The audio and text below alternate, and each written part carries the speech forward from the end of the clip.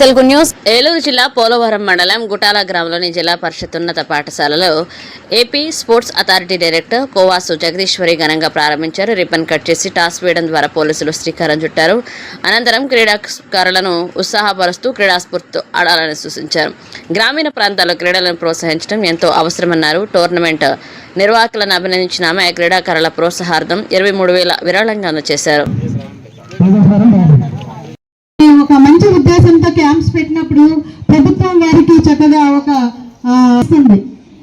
ఇక్కడ ఉండే పిల్లలకి నేను తెలియజేసేది ఏమంటే, ముఖ్యంగా మీ పీటీ సార్స్ వాళ్ళకి స్కూల్స్ స్టార్ట్ అయినప్పుడు చెప్పండి. సమ్మర్ క్యాంప్స్ అనేవి ప్రతి ఇయర్ కూడా జరుగుతూ ఉంటాయి.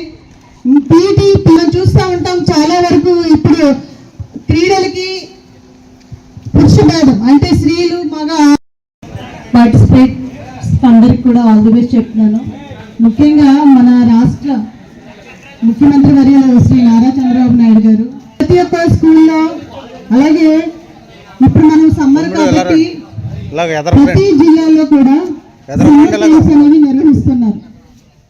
దరిదాపుగా గ్రామీణ ప్రాంతాల్లో ఆడే క్రీడలు, అలాగే మనం క్రికెట్ తప్పించి వాలీబాల్ కానివ్వండి, ప్రతి ఒక్క క్రీడ ఎంకరేజ్ చేయాలనే ఒక ముఖ్య ఉద్దేశంతో మన డిస్ట్రిక్ట్ వచ్చేసి ఏలూరు జిల్లా క్యాంపులో డిఎస్సీలో కూడా సమ్మర్ క్యాంప్స్ కండక్ట్ చేయడం జరిగింది. పోలవరానికి మన నియోజకవర్గానికి వచ్చేసి దరిదాపు రూరల్ అండ్ అర్బన్ వచ్చేసి మొత్తం 44 క్యాంప్స్ అనేవి కండక్ట్ చేయడం జరిగింది.